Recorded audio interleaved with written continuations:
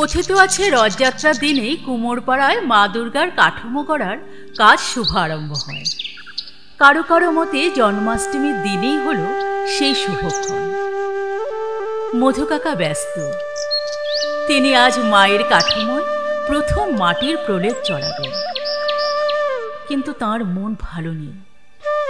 চারিদিকে হঠাৎই যেন এক চরম বিশৃঙ্খলা সৃষ্টি হয়েছে। যেই মাকে তিনি এতদিন নিজের হাতে গড়েছেন, সেই মায়েদের উপরেই চলছে আজ সমানে নির্যাতন আর লাঞ্ছনা। তাই মধু কাকা ঠিক করেছে এবার একটিমাত্র মূর্তিই তিনি গড়বেন, আর সেই মূর্তির রূপ হবে সংহাররূপী মা দুর্গার। বিষণ্ণ মনে মধু কাকা তার নাতিকে বললেন, কিরে ললিত, দীপক এখনো মা জননীদের ওখান থেকে মাটি নিয়ে এলো না? দীপক কাকা গিয়েছিল, তোমার মা জননীরা এবার মাটি দেবে না বলেছে। কেন রে, ওদের আবার কি হলো? সেই আমি জানি না, দীপক কাকা তোমাকে যেতে বলেছে। কি বললি? আমায় যেতে বলেছে? পুজোর তো আর বেশি দেরি নাই। ঠিক আছে, তোরা কাজ কর, আমি যাই ওই মা জননীর ওখান থেকে ঘুরে আসি।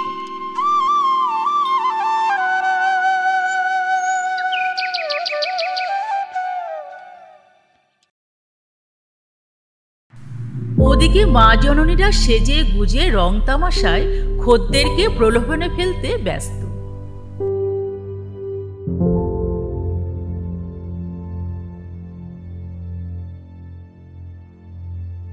কি গো মা জননীরা, তোমরা সবাই ভালো আছো তো? ভালো আছো কালখুড়া, কিন্তু এবার মাটি দেওয়া নহব। কেন কেন মা জননী, আমি কি অপরাধ করেছি? ওরা বলে মধু কাকার কোনো দোষ নেই। সাবিত্রী বলে ওঠে, মাটি ছাড়া মায়ের নাকি মূর্তি গঠন হয় না, আবার আমাদেরকে সন্ধ্যাবেলা মায়ের পুজো দেখতে যেতে দেওয়া হয় না। আমরা নাকি নিষিদ্ধ বলি দেব না, চলে যাও তুমি, দেব না। কিন্তু দুর্গা এর প্রতিবাদ করে। সে বলে, নিষিদ্ধ পল্লীর নারীরাও কিন্তু মা দুর্গার একটি রূপ, আর মা দুর্গা হলেন সমস্ত নারী শক্তির প্রতীক। সে আরও বলে, সমাজের বহু মানুষের উৎকট লালসাকে নীলকণ্ঠের মতো নিজে ধারণ করে তারা সমাজকে নির্মল রেখে পুণ্যবতী হয়েছে। তাই তাদের উঠোনের মাটিই হলো তাদের প্রতিনিধি। সে মধু কাকাকে প্রয়োজন মতো মাটি নিয়ে যেতে বলে। ধন্যবাদ মা জননী, ধন্যবাদ। আমি সামনের বাগান থেকে অল্প মাটি নিয়ে যাচ্ছি। মধু কাকার একটু উৎকণ্ঠা হলেও সে খুশি মনে চলে যায়। আর ঠিক তখন একটি গাছের চারা হাতে নিয়ে উপস্থিত হয় দুর্গার মেয়ে। দুর্গা ভয় পেয়ে যায়, মাসের চোখে না আবার পড়ে যায় তার।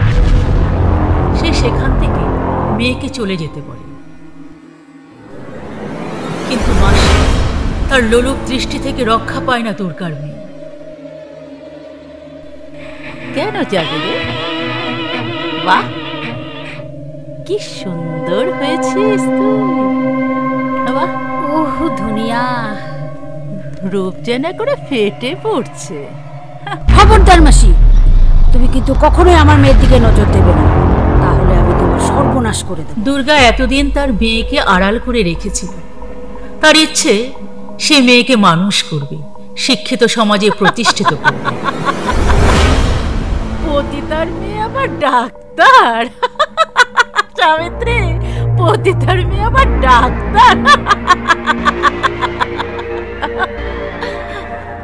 ও এলে না, এই মাসের আস্তানা না একেবারে রমরমা হয়ে যাবে রে সাবিত্রী, একেবারে রমরমা হয়ে যাবে, একেবারে রমরমা হয়ে যাবে। বাপের মিলে না অনেক কামা। বল বল কত, বল ওর জন্য কত দেবে? কখনো না, লক্ষ কোটি টাকা দিলেও আমি আমার মেয়েকে তোমার হাতে তুলে দেব না। চল মা, ওর নজর যখন তোর উপর একবার পড়েছে, ও তোকে ছাড়বে না। ও একটা জ্যান্ত রাক্ষস। আমি রাক্ষসী, আমি রাক্ষসী। সাবিত্রী, সাবিত্রী, সালি আমার খাবে, আমার পড়বে, আর আমাকে অপমান করবে। আমিও দেখবো, আমিও দেখবো এই নীতিমাসের আস্তানা থেকে ওকে মেয়েকে কি করে বাঁচায়। আমিও দেখবো। সাবিত্রী, এক্ষুনি কালু আর ভোলাকে খবর দে।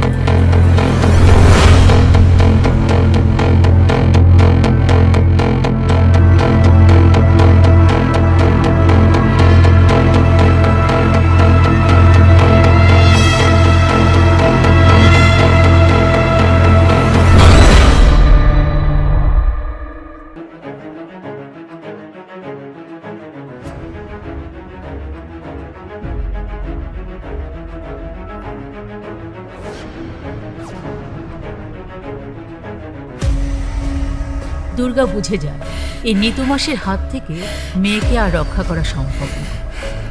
তাই সে সিদ্ধান্ত নেয় মেয়েকে দূরে তার এক আত্মীয়র বাড়ি পাঠিয়ে দেবে। সে মেয়েকে বোঝায় কলকাতার এক বড় কলেজে ভর্তি হওয়ার নাম করে পাড়ার এক দুষ্ট লোকের মিষ্টি কথায় তার এই ঠাঁই হয়েছিল শহরের এই নষ্ট গলিতে। কিন্তু তার আজ সে তার মেয়ের গায়ে লাগতে দেবে না। তাকে বাঁচতে হবে, মানুষ হয়ে এই খুন ধরা সমাজকে বদলে ফেলতে হবে। কিন্তু তক্ষুনি